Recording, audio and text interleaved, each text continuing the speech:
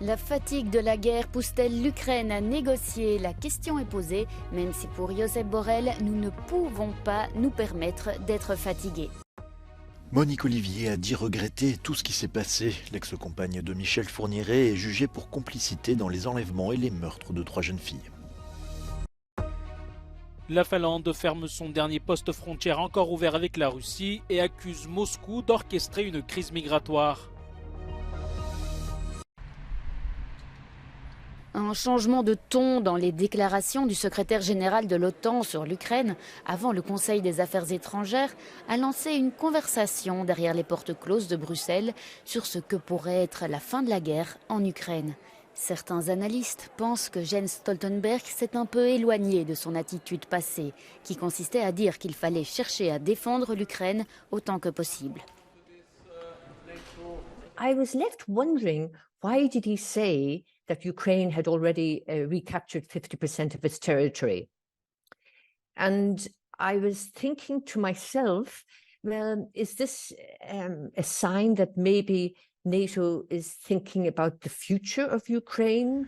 Malgré toutes les assurances officielles sur le maintien du soutien à l'Ukraine, l'Union européenne a du mal à tenir parole, alors que la contre-offensive estivale de l'Ukraine a déçu et que l'attention des dirigeants s'est déplacée vers la guerre entre Israël et le Hamas. Bien qu'aucun dirigeant européen ne le dise officiellement, on a de plus en plus l'impression que la guerre en Ukraine ne se terminera pas de sitôt. Cela fait-il pression sur l'Ukraine pour qu'elle entame des négociations ? Après une rencontre entre le haut représentant de l'Union européenne pour les affaires étrangères, Josep Borrell, et le ministre ukrainien Dmytro Kuleba, tous deux ont nié toute pression. I don't see any sign of members having what you call fatigue. Everybody is concerned. Everybody recognizes the successes of the Ukrainians, and I am sure the member states will continue supporting Ukraine because it's an existential issue for us. We cannot afford to get tired. Selon l'expert, le vrai problème est que le président Vladimir Poutine ne semble pas pressé de prononcer le mot « négociation ». Et à ce stade, il serait extrêmement difficile pour le président ukrainien Volodymyr Zelensky d'entamer des négociations, surtout si cela devait affecter la souveraineté territoriale du pays. I think some European countries would accept the exchange of land for peace.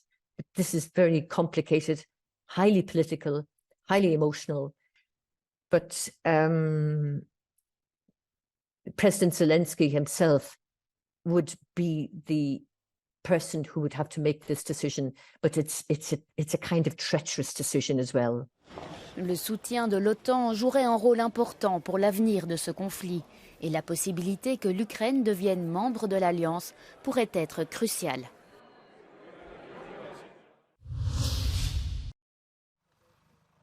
La Finlande va fermer son dernier poste frontière encore ouvert avec la Russie dans la nuit de mercredi à jeudi. Helsinki accuse Moscou d'orchestrer une attaque hybride en envoyant des migrants sans papier à la frontière. Selon les autorités finlandaises, près de 1000 demandeurs d'asile sans papier se sont présentés depuis début août à la frontière Est. Les relations entre les deux pays voisins se sont considérablement détériorées depuis l'offensive russe en Ukraine. Une attaque qui a conduit la Finlande, inquiète pour sa propre sécurité, à rejoindre l'OTAN en avril 2023.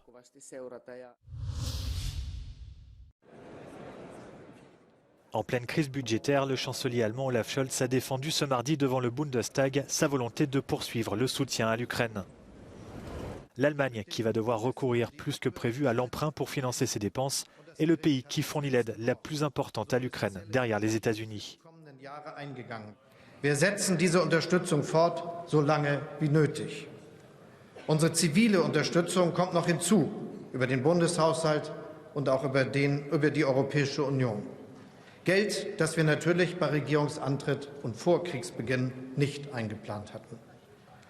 Und doch ist diese Unterstützung von existenzieller Bedeutung.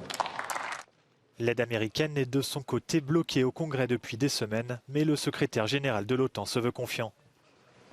I'm confident that the United States will continue to provide support because it is in the security interest of the United States to do so. And it's also in line with what we have agreed. La présidente du Parlement européen, Roberta Metsola, a elle reçu à Bruxelles le président du Parlement ukrainien à l'occasion de la signature d'un nouveau protocole d'accord sur le soutien à la démocratie.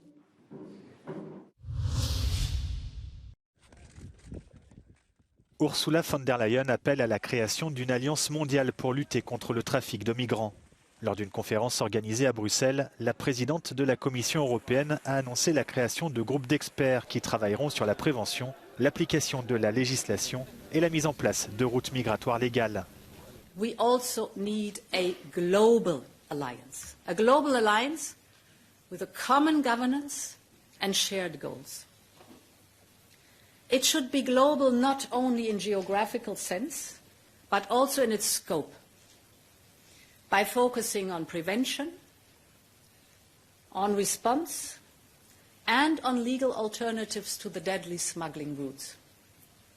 And this is the spirit that has driven us in organizing this conference. L'Union européenne s'est par ailleurs dite préoccupée par l'abrogation d'une loi condamnant le trafic de migrants au Niger. Décision prise par les militaires qui ont pris le pouvoir dans le pays l'été dernier. L'UE estime que la loi votée en 2015 avait entraîné une baisse significative des arrivées irrégulières et du nombre de morts dans le désert.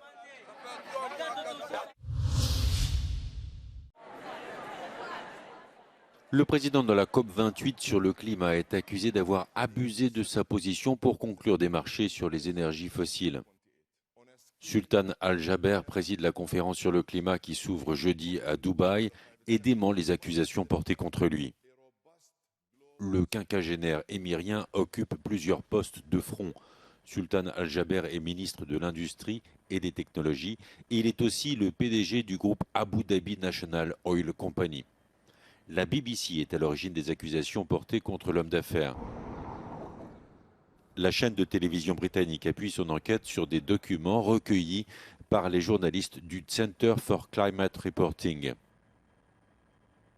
L'équipe de Sultan Al-Jaber aurait préparé des réunions avec au moins 27 gouvernements pour évaluer de possibles marchés, notamment concernant le gaz naturel liquéfié au Mozambique, au Canada et en Australie.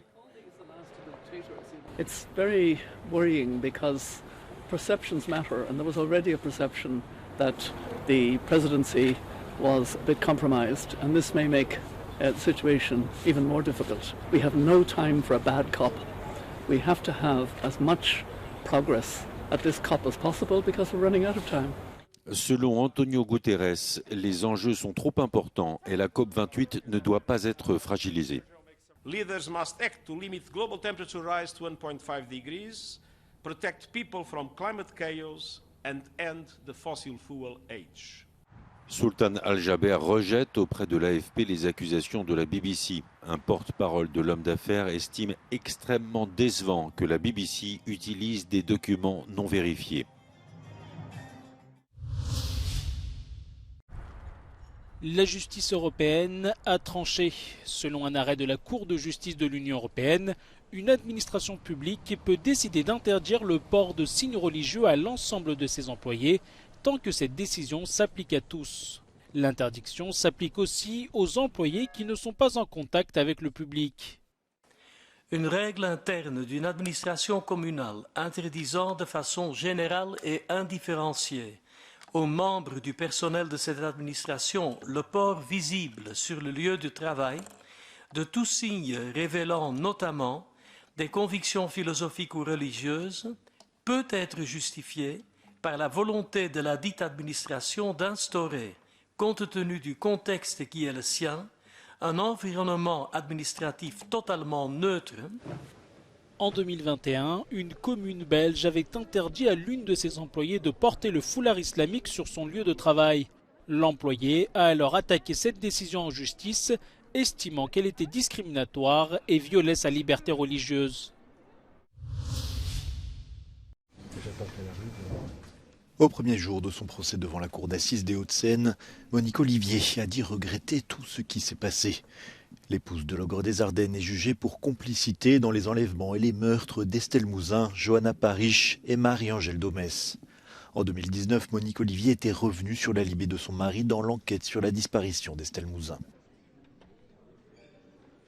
Il faut que nous puissions faire parler Monique Olivier, qu'on puisse avancer à la fois sur les 3 dossiers concernés et puis sur les crimes qui manquent, qui ne sont pas aujourd'hui pris en compte par la justice. Estelle Mouzin avait 9 ans quand elle a disparu en 2003. Selon Monique Olivier, son mari a séquestré, violé et tué la petite fille.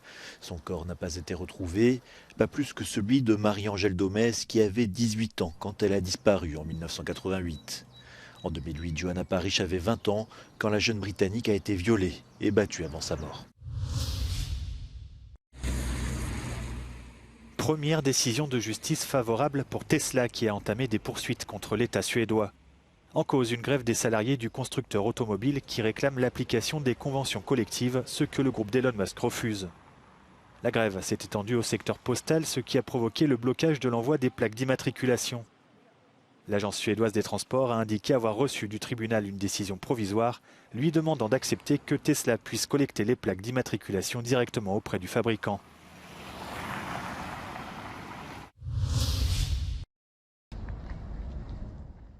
Le braquage à l'Andalouse a mal tourné. La police madrilène a arrêté 2 personnes suspectées d'avoir dérobé plus de 700 pièces de jambon ibérique.